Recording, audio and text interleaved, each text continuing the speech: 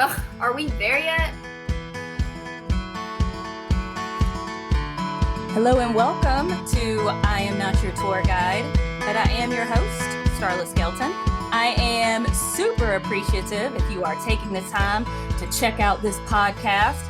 It is a platform to give travelers an opportunity to open up, share their stories, share their perspectives, even share their convictions that they discovered while traveling. So today I am proud to introduce you to our guest. This man started his photography company, Pics by the Moon, and he has traveled all over the world. And he has also traveled to shoot weddings and events. And I'm just so impressed. And I am so happy that you're here today. Thank you for being with us, Aaron. Thank you. Yes. Are you feeling good? Yeah, this is, as we've discussed, this is my very first. So there are nerves, direction, constructive criticism is taken. So hopefully it'll be amazing because love our conversations we've always had. So yeah, fingers crossed for me. Yeah, we've had some solid conversations. I've loved some of our conversations. 100%. And so to start this out, earlier I was looking over your Instagram page and a couple things on your website. And I was kind of going through and looking at your bio and looking at some of the things you've done. And I was like, you know what? There's one thing I noticed really quickly, and you are a man of many hairstyles. So much so funny that you say that because there have been so many weight fluctuations and hairstyles. I mean, it's like a chia pet up here. But there's been so many that I actually have a gallery on my phone called Phases of the Moon that has all of. Do you? I do. Such a weirdo. It's on there. No, that's great. Right now, it's kind of long and flowy. Yeah. What would you call this look again? Well, my buddy, so I used it as a Facebook profile picture not too long ago, and he really kind of solidified it when he's like, his only comment was like, Fabio much? So is that it? But to be honest, so the truth behind it is I did leave corporate America after like 17 years and pursued photos full time December of 2019. And like most small business owners, I'm just like, what are certain ways that I can like save money and all that?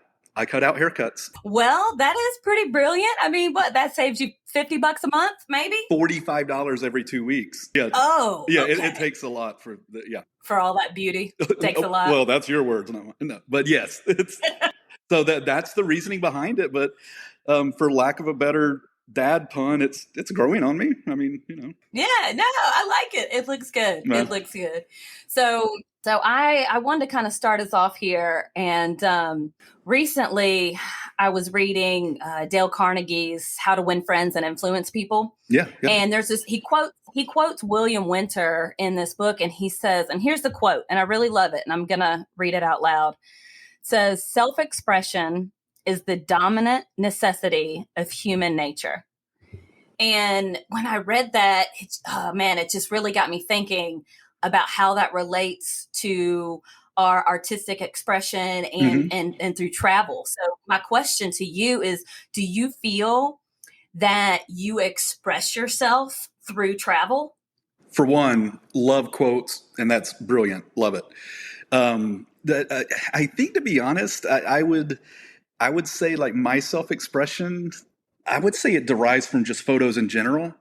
The whole travel aspect is just an amazing perk. So blessed to do and see and meet amazing people like you guys. I don't know. I think that's the whole thing. And just, I don't know, like just soaking in cultures more than anything, experiencing their food. But just, I don't know, the customs, like all of it. It's just, it's moving. It's educational. I'm so happy. That's all I can say. I love it. So whenever you, let's say you get a job in India and you're going to go film and photograph somebody's wedding. I know you've done that, so that's why I'm using that reference.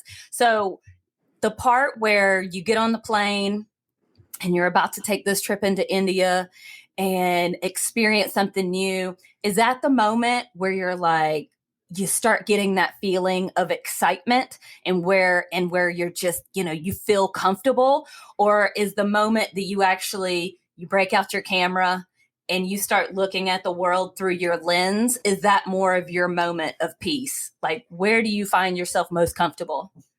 That moment starts for me when I get booked. It's pre-plane ride, it's pre-travel.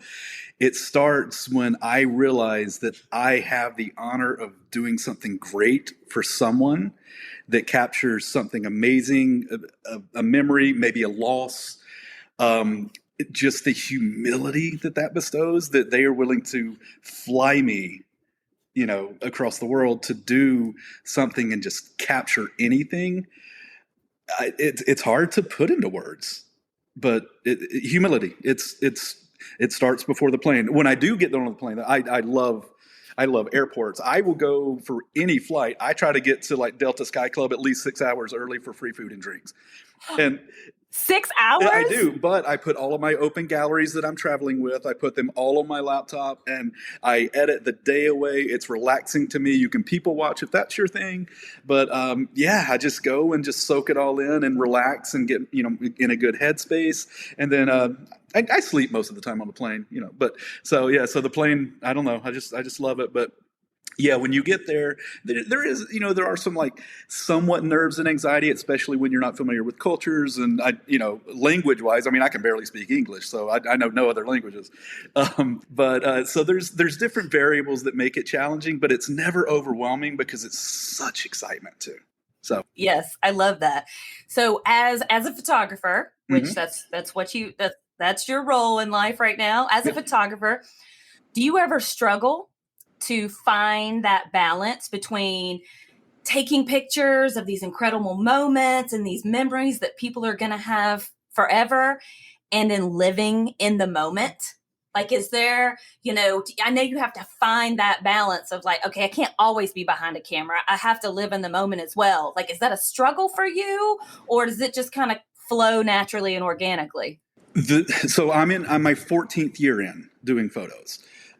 So there's definitely nerves are not really a thing as much anymore because there is a certain confidence now, and I'm so appreciative of that. And like anyone in what you do, if it's photos, if it's podcasting, whatever it is, it's just it takes practice and all of that.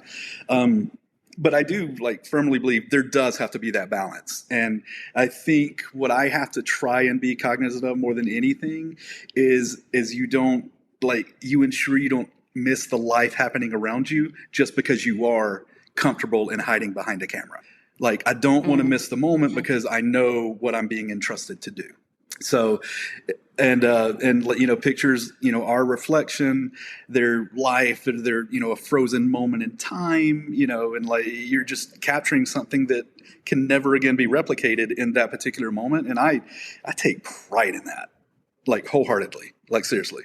So do you think that people that travel in general, let's just take somebody that, travels a couple times a year, like I would say is pretty average. Do you think that them spending a lot of time on their phone or a lot of time taking pictures, do you think people these days, and I hate to say it like that, but it's such a, we haven't had our smartphones forever, right? Like this isn't something, we haven't had smartphones for more than, I don't know what they've been out, 10, 11 years that everybody's just had one. Yeah. Do you think do you think they have become a distraction at all for other people? I think it's all about perspective. Are you capturing it because you never want to forget? Or are you capturing it for social likes? So I think it's all about perspective. And I'm incredibly guilty of that. I was with your brother last week in Guatemala, and my cell phone, I don't think I've ever pulled it out more. It was almost embarrassing. I think I had to apologize to Ryan. I just, last time I was there, it was to shoot the wedding. It was work. This time was I'm with my friends again, and my God, this place is beautiful. And I went picture happy. So yeah, I think it depends on the day. I think it depends on the person, the perspective. But yeah, I think that, what, I saw this little clip. It's probably like BuzzFeed or something like that, where it was 1,000 people in the frame, and every single one, had their cell phones pointed at whatever they were looking at, probably a sporting event. I have no idea. But there was this little adorable old lady, and she was just watching. And she's living her best life. She's just in the moment. And I don't know, that stuck with me. I loved it. Yeah. But I still was obnoxious with my cell phone last week. So I didn't learn anything, but I do like it. Yeah, I think it is something that we all struggle with, just finding that balance. And I've said that before on here on this podcast, finding that balance is super important when it comes to cell phones and travel, because Yeah. you don't want to miss out on opportunities and meeting new people and talking to other people. Like when you go into an internet, they used to be called internet cafes. I think they're just Oh called yeah. coffee shops now, Yeah. or cafes, but you have access to Wi-Fi most of the time, which can be very helpful at times. But then I love the little cafes where you go into and you'll see a sign and it says, "We don't have Wi-Fi, talk to each other." And Oh, I love that. Yeah. I know that's not great in every aspect of life, but sometimes you just need to be reminded of that. Yeah. Like, hey, talk to the people around you, meet somebody new. And that's when you start talking to somebody and you're like, wow, they're from Australia and they've been to 105 countries. And how cool is it just to hear their story, as opposed to scrolling and posting about what you did, Yeah. Yeah. Agreed. Yeah. So I think it's a good balance that we got to continue to look for. Yeah. So you've been all over the place. You've been all over the world. Do you have a trip in mind that stands out as unforgettable? Okay. That's a tough question. Like in a good way or bad way? Ooh. See, now that's a good question. I'm going to say either or. Which one are you feeling? Which story came to your mind first? The good one or the bad one? It would have to be good. I'm a cheesy guy. I'm like overly optimistic, so that's just who I am. So I would have to focus on the positive, but that is a very tough question. I mean, let's talk about Guatemala again. I know it's fresh in the head because just got back, but that was my very first destination wedding. And so it all derived from, I did a maternity shoot here in Atlanta, and it ended up being a friend that Katie went to high school with. She liked the pictures, and I'm sure I'm like butchering this, but to my knowledge, this young lady's like, hey, or Katie reached out to her and says, hey, does this guy, do destination weddings or whatever? And Katie and I talked on the phone. I think there were a few email exchanges, whatever the case may be. And I mean, that was in 2016, and can't remember exactly, but I didn't even know what Ryan and Katie looked like. I was just given an address in Antigua, Guatemala, where I don't speak the language. I didn't know the culture, and I was told to knock on this gate at 10 a.m. And I love that. And just for the listener's reference, Ryan and Katie are my brother and sister-in-law. Oh, yes. And when they got married in Guatemala, this is the story that he's referring to, that he just showed up to some gate and had no idea even who they were. That's pretty adventurous, Aaron. Like that's adventurous on your part. Well, yeah, it was. I look back on it now, I would still change nothing. But I mean, I don't know. And it was just so funny that not even knowing what these guys looked like, and it ended up being one of the greatest days, so much so that friendships were developed. 2 years later, we spent Christmas and New Year's in Belgium together, just went to Guatemala. And when they're in Atlanta doing events, still show up and get to see them occasionally. And it's just so funny how that works. It's why I freaking love photography. I don't know. It's just, not only does it feed of passion, but it's life experience. And I dig that. Right. Oh, yeah. No, that's awesome. So going to Guatemala, it was your first not international trip, but your first trip where you're going to go do a wedding. Yes, correct. And then it kind of opened up some doors for you, right? Because you've kind of been all over and done quite a few more weddings abroad since then. Well, and not just that, but here in my hometown of Atlanta, a few of the bridesmaids and groomsmen, I photographed, I think, 3 of their weddings just from that introduction. So, and done many family pictures. It's so funny how that works. It's amazing. I love it. And as Antigua as your backdrop for those pictures, and then my brother and his wife. They're both. Yeah, they're just both so pretty people. I'm so mad at them. I know, right?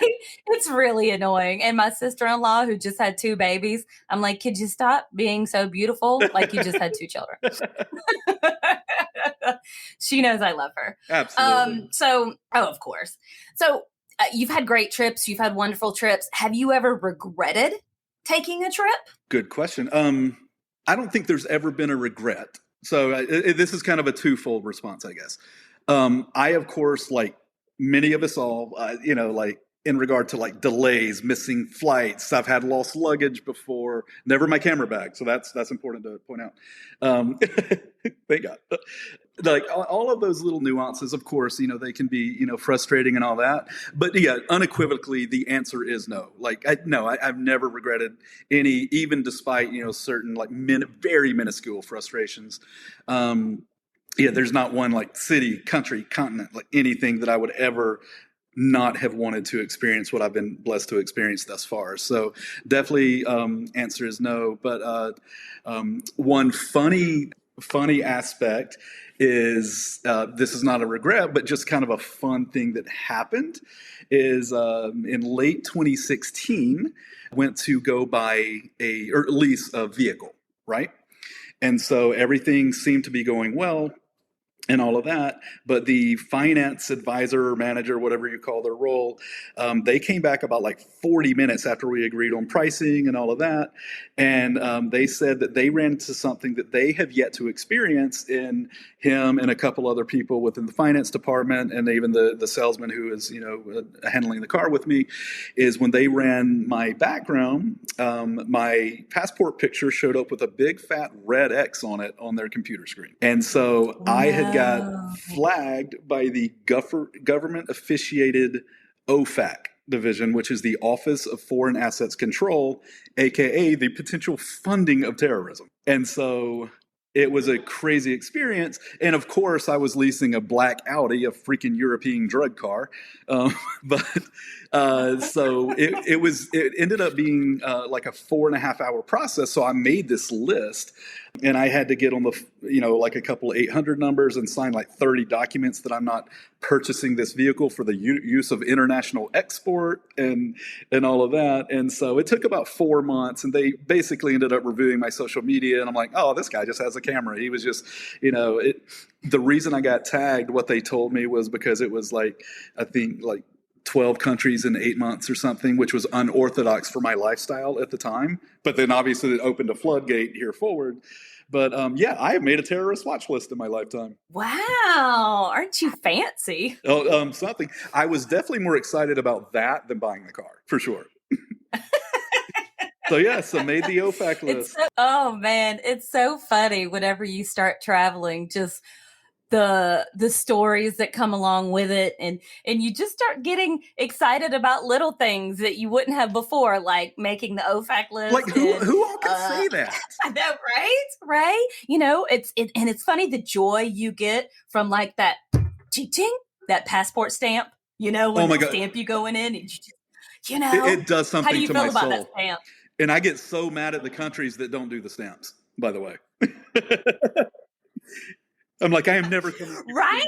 And then I swear I don't even make it 2 steps away, and I'm looking at my passport like to see what it looked like and making sure there was enough ink in there, because I want to be able to read the country name, right? All right, so question for you. Have you ever gone back to the TSA agent? Or customs agent, excuse me. And like, I am not happy with your stamp, sir. That's hysterical. You know what? I wouldn't put it past somebody who really loves a passport stamp. Like maybe, how about this? Let me give you an answer you're probably not going to like. In my 20s, I probably would have gone back and been like, excuse me, sir, this is a source of pride for me. Like if I could please just get you to restamp this. But now,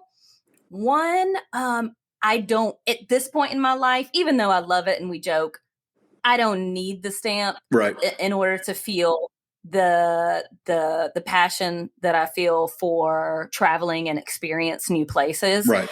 And well, that's one of the reasons. And the second reason is I just feel like security is heightened, and I don't want them to ever be like, excuse me, ma'am, you're rude. This is uncalled for, and we're going to stick you in a room for 4 hours and, talk about, investigate you and talk about why you're here. Like, I don't want to risk not being able to make it into that country. You know what I'm saying? That sounds like I don't the want to worst. come off. Yes. Yeah. I don't want to come off as a jerk or anything that's going to, get me in trouble. I mean, if it was something that I've really felt passionate about, yes, I would say something to TSA, Border Patrol, all that good stuff. But no, for a passport stamp at this point in my life, I'll be all right. No, I'm definitely the same. But I will say this: when I had an expired passport. I did feel a little bit of sadness when it expired. They put the little hole through it.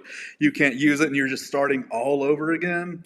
Something about that hole through it. When they send it back to you with that hole through it, you're like, ugh, you just put a hole through my soul. Yeah, it hurt my heart a little bit. I know that's so silly, and like first world problems, I know, but it stung for like at least 3 minutes of my life. So I agree with you. There's no worse feeling than that fresh passport after you had a full one.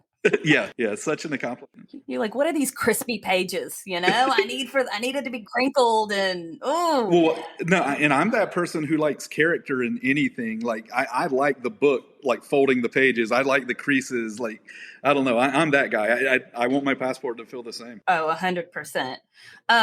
For people that have a desire to travel and that want to get out there more and do international travel. And I know a lot of people who do domestic travel, and that's amazing. I'm just saying you might, some people might have a bit of an itch to get outside of the country as well. Yes. So for those people that are trying to get out of the country, do you have any, average travel advice for them, for people just to kind of calm their nerves? Just what advice would you give them? Do you want my answer? I want your answer. Arrive to the airport vastly early, hit up a Sky Club, have a couple drinks, have some. They have great soups there, by the way. That's an attraction for me. I know that's strange. Soups? Yeah, your brother made fun of me a lot last week because of my love of soups. It's Wait, hold on. What kind of soups are we talking here? It all depends on the day. Like all soups? It ranges every visit. They trade it out. So yeah. I know that's so random, but it's a thing. Like, I don't know.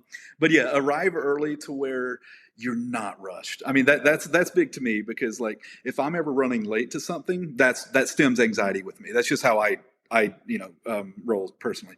But yeah, just arrive a little bit early, grab you some stuff. To me, editing is my therapy. So that's what I do personally. But if you like to read a book, if you just want to go watch people, especially internationally, where you can just see people around the world with their amazing attire and their customs, like it's such a beautiful thing to see.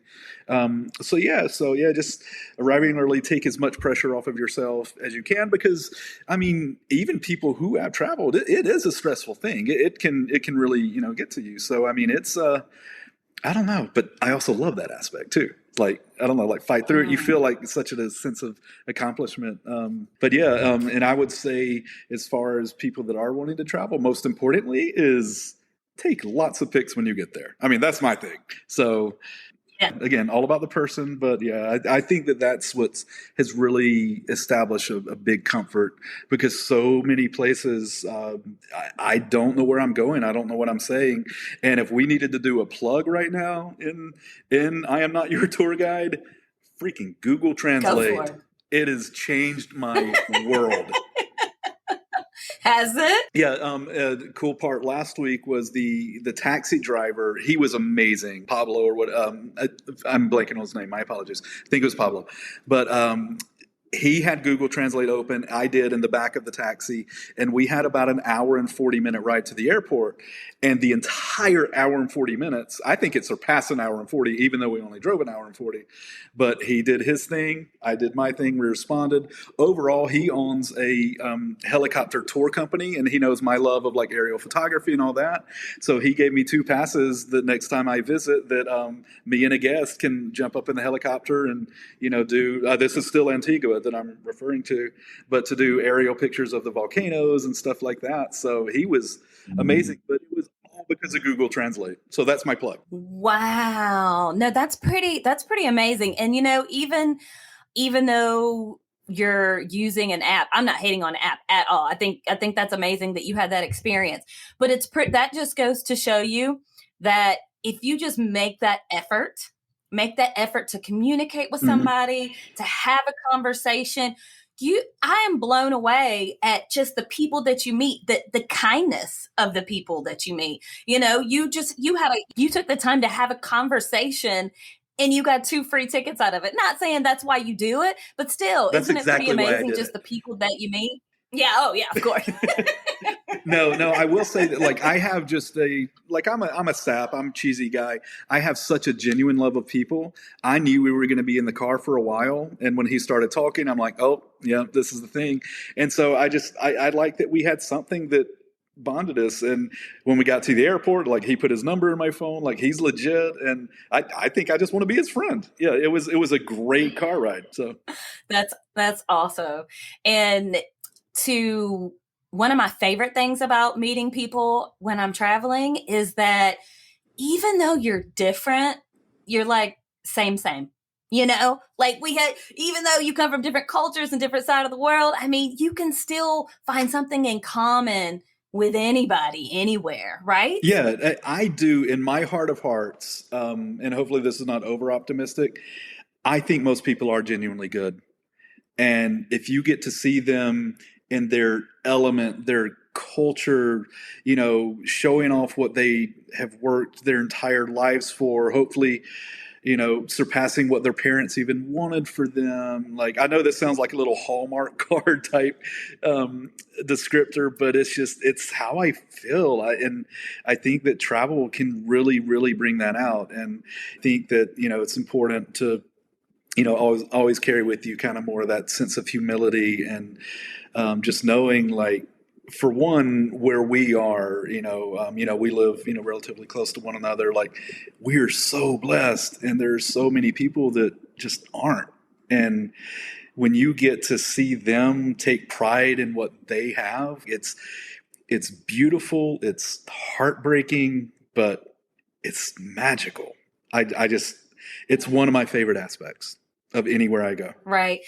And, you've said the word humility a couple times in this conversation. And whenever I can get my brother on this podcast, I'm going to do a deep dive with him on that, because he's one of my favorite people to talk to this about on this subject. But, I want to discuss it with you. What do you think it's hard to go all these places? You've been to all these places. You've seen all these things.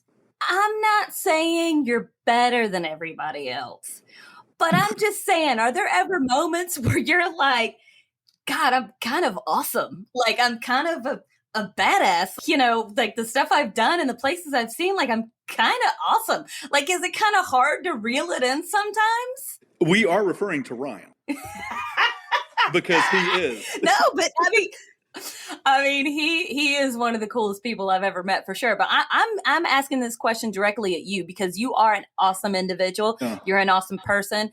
You've seen things, but you do have this air of humility. Is that hard for you to keep? No, I know this. I don't know if this will sound silly or not, but like my upbringing, it was not of. It was the greatest upbringing I could ever imagine, but there was nothing glamorous about it at all. Small town, not money driven, had amazing mother who I'm, amazingly close with even to this day. And so that's what we talk. We'll bring shout out to your mom. Yes. Hey, Carla. But no, I'm grateful for that, because everything that I've experienced up to this point and more than likely here forward is just, I don't know. It just gives you like his love and a zest for life. And I am, like, in my heart of hearts, like truly like grateful for that. So I think it all stemmed from child to going through some hard times in, my 20s. 30s is when I didn't pick up a camera until age 29 years old. Wow. Yeah. So no schooling, nothing like that. But my buddy Ryan, he was starting a wedding photography company with a business partner of his. And he asked if I would join them one day and kind of do that, where you hold the off camera light to get some creative aspects. And I did it. And then a wedding or two later, I assisted him again. And he said, look, no pressure. I'm going to handle all your settings for you. And then, but if you're comfortable, I'd love for you to shoot some wide angle shots during the ceremony. That's all it took. It fell in love. About a year into it, I, invested in my own equipment and all that good stuff. and taught myself Photoshop by clicking buttons and screwing a lot of stuff up.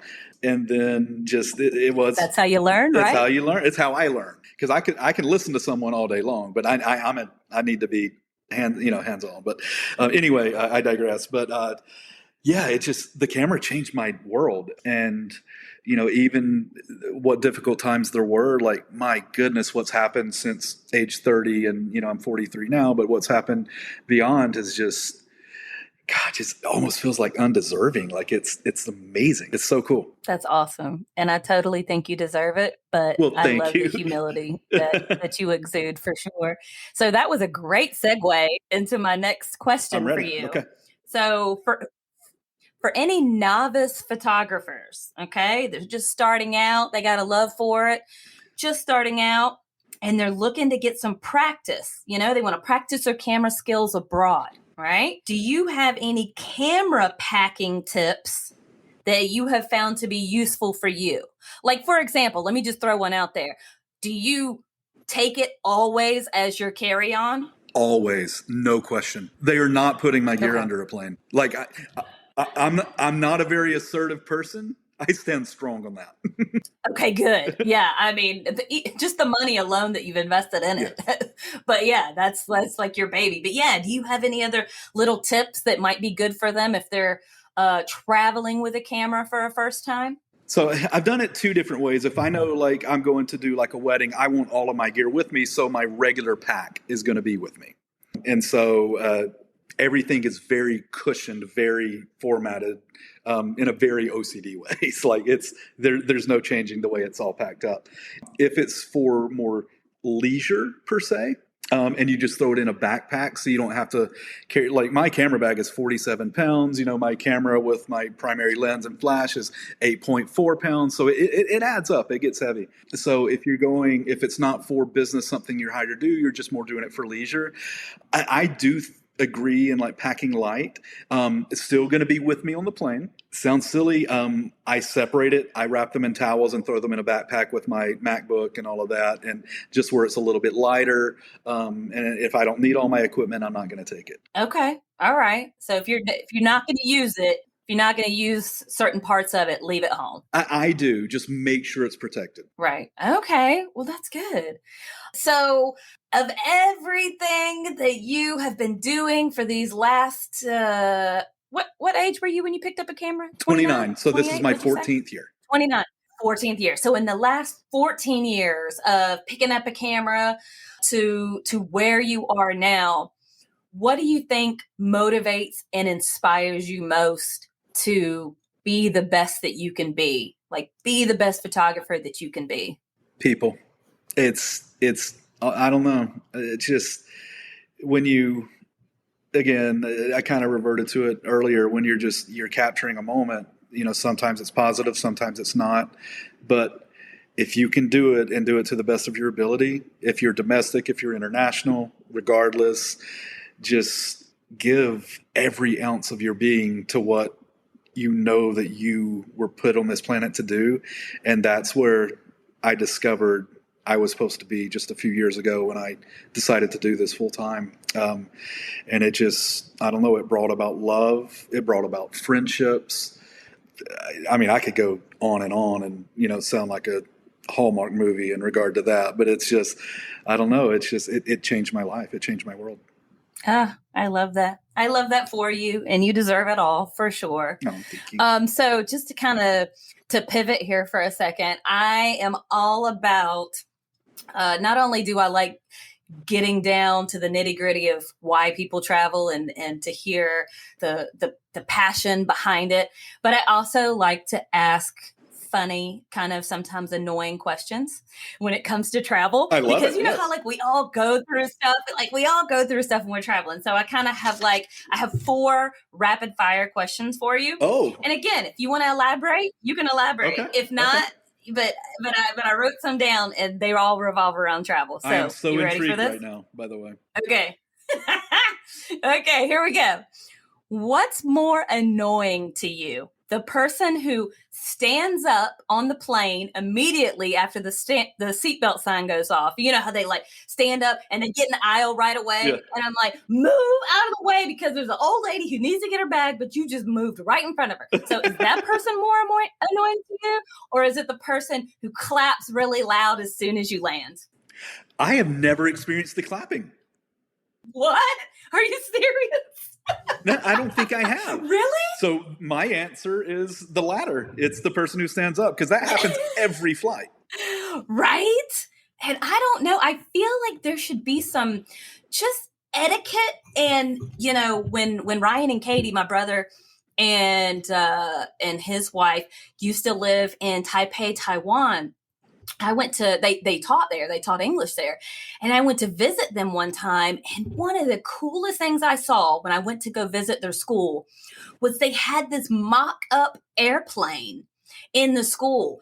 And this was elementary school. Mm-hmm. And they were teaching the kids how to take a passport, go through customs, get on an airplane, buckle their seatbelt. And they were also teaching them like etiquette.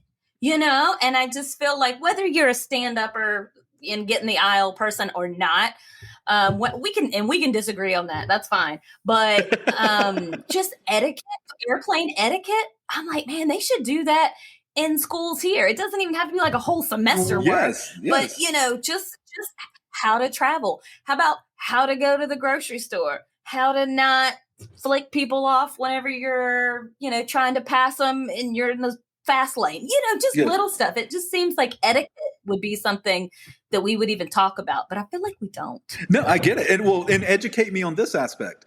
Is the clapping thing because it's like an anxious flyer and they're grateful they landed, or? From my perspective, that's what I'm getting. Okay. But I've been on planes where like everybody claps. You know, I have never just like, experienced that ever. Next time you're talking to one of your friends that travels a lot, ask them if they've been on planes where everybody claps when you land. That's so interesting. Yeah, it's really funny. Okay. Yeah, it's really funny. And I don't know why it gets on my nerves.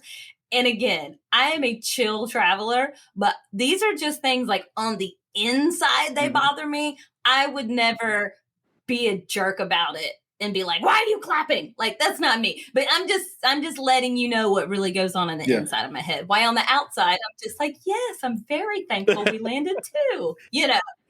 So, okay, that was number one. Number two. I'm intrigued.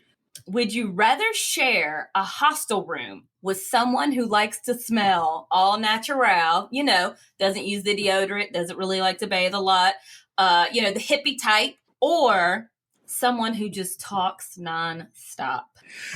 Okay, so this is a interesting fact about me. I have like hardly zero sense of smell. So I wouldn't smell that person. So I'm fine. If they're really no, and it's not even COVID related or anything like that. It's been my entire life. That's interesting. Yeah. So that's why I like always like shower every day, like, because I never know. I can't smell me, so I try to always be good. But yeah, never. Oh wow. Yeah. So the talker, nope. That would be my answer. Okay, good. Okay, here we go. Number 3. In a 15-foot proximity, would you rather photograph rhinos or snakes? Oh, I have photographed snakes, and it's been really beautiful each time. I'm going to say snakes. Yeah? I think like so. in any particular country? No, there were snakes in India, but the biggest one was like more of an editorial fashion shoot here in Atlanta. But yeah, I was hired to do like a sexy Adam and Eve type shoot where the model was, you know, had a 9.5-foot Burmese python wrapped around her. She had a little apple actually. Like, yeah, so it was a beautiful shot. But I would definitely, I mean, rhinos, they can charge at any time. I'm not, snakes, 100%. Okay. Snakes. Okay. And the last one, I kind of, this is getting a little bit more detailed. Oh, okay. If you felt like you had an emergency bathroom break moment come over you, you know, it hits you, your stomach starts grumbling. It's like, oh Lord, like I gotta go. Would you rather be in a Jeep tour in the salt flats of Bolivia where you're looking out and it's like miles and miles of flatness, very flat. So is there a branch? Is there a tree for at least a good more 10 miles for you to get behind? No, it's all salt flats. Okay. That's your first scenario. Or would you rather be in a lancha, the little boats, going from Panajachel to San Marcos when you're on Lake Atitlan in Guatemala? So you're on the lancha. You still got about 45 minutes before you get to that town. Would you rather be on a lancha when that hits, or would you rather be on the salt flats when that hits? I'm going to pick salt flats because I would try to mold my mindset to make me look like I was a cat and I'm just in a big ass litter box. And then probably just use my drawers but yeah, give me the desert. So you don't want to hang it off. You don't want to hang your bum off the back of a boat. I don't. Mm-mm. I would do my business and use my feet to kick it and cover it like my childhood cat did. I tell you what, there's a couple things humbling in life to me. One of them, as a 42-year-old woman, is chin hairs that I have to pluck. Oh yeah, look at mine. Humbling. You see this crap? And I'm a 43-year-old woman. So the most humbling thing is like having extreme diarrhea when you're in a group. I remember one time I was hiking up Acatenango in Guatemala, and I was with a group of people, and I got so sick. I just remember holding on to a tree, and the tree was like on a cliff. Oh God! So. It was going down because I didn't, at the time, I didn't have my little shovel to dig a hole so I could use that and then bury it. And it was pitch black outside. And I had my flashlight, thank goodness. But I just remember holding on to that tree, trying not to let go while I was using the bathroom. And there's people 5 feet, 6 feet away. And I'm just like, oh my God, this is so embarrassing. It's very humbling to have those moments. I don't know it like that. And that diarrhea actually is in fact hereditary. Hereditary? Yeah, it runs in your genes. Oh my God. I can't. That was the most dad joke I've ever heard. Oh my God, I can't with you. You're welcome. Oh my God, that's so funny. It's so stupid. It's so stupid. That was amazing. So Aaron, tonight was awesome talking to you. Thank you for opening up. Thank you for, just giving me some real thought that you have on travel and just sharing with us how much you love infusing photography into travel. And that was really fun for me to hear. I love hearing people's perspectives on travel. So right now is your time. Give us a little plug, Aaron. Tell us how, if somebody's having their third wedding, or somebody's going to graduate, or they want to do a renewal of vows abroad, how would they get in touch with you? All right. So no pressure at all regarding that. But no, first off, Starla, amazing. I Am Not Your Tour Guide, for one, is the greatest name ever. I love it. As nervous as I was to do this was fantastic. So thank you for having me and your time and all of that. Yeah, I am Aaron Moon. Picsbythemoon.com is the business. Play off the last name. I know. But yeah, just located in Atlanta, but not limited to that city, my city, which I love. Travel everywhere, and I'm blessed to have some, good options to come to wherever I need to be. Yeah, as far as I do get the question, photography wise, what specialty and all that, and it's, I don't know. I just love it all. So, weddings, huge fashion editorial fan. That may be my fave, bread and butter, if you will. And that statement made me sound a lot more confident than I probably am, but we can cut that out, Strala. But yeah, so no, I just love photos, have a super passion for it, and there's a lot going on that's going to carry me into hopefully this next year to continue to grow it and all of that. And yeah, weddings. do a ton of like high school seniors, stuff like that. Headshots around Atlanta, again, destination weddings throughout wherever you're willing to take me, because I would be honored. But yeah, just love every aspect, love people, and yeah, just grateful for what I do. So I just have to say thank you again. Thank you so much. You are awesome. You are amazing. Pics by the Moon. We will link his information in the bio below. You can easily reach out to him, get in touch with him. And I can attest that his work is pretty phenomenal. So thank you, Aaron, for everything. Thanks for joining us. Bye. Bye.